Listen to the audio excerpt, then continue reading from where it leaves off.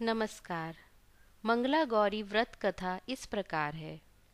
किसी नगर में एक सेठ और सेठानी रहते थे। भगवान का दिया हुआ उनके पास सब कुछ था। बड़ी मिन्नतों के बाद उन्हें एक संतान प्राप्त हुई, परंतु पंडितों ने बताया कि यह पुत्र ज़्यादा दिन जीवित नहीं रहेगा और अपने युवा अवस्था में ही यह इस संसार को छोड़कर चला जाएगा।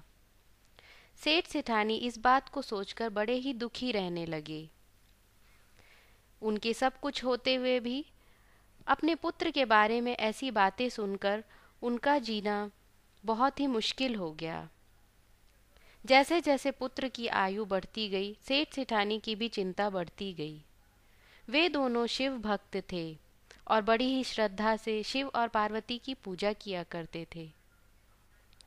एक दिन उनके यहाँ एक सिद्ध महात्मा आए और उन्होंने कहा, इस नगर में रहने वाली एक स्त्री जो कि मंगला गौरी व्रत बड़े ही नियम से करती है और जिस पर माँ पार्वती की विशेष कृपा है, उसकी पुत्री से कर दीजिए। उस स्त्री को यह वरदान है कि उसकी पुत्री सदैव सुहागन रहेगी। सेठ सेठानी को यह प्रस्ताव सुनकर बड़ा ही आनंद हुआ। उन्होंने उस स्त्री के पास जाकर उससे उसकी कन्या का हाथ मांग लिया। इस तरह से उस सौभाग्यवती की कन्या से विवाह करके सेठ और सेठानी के पुत्र को लंबी आयु प्राप्त हुई। जिस तरह से सेठ और सेठानी के पुत्र को लंबी आयु प्राप्त हुई है, माँ मंगला गौरी उसी तरह से सबको सुख और सौभाग्य प्रदान करें। धन्यवाद।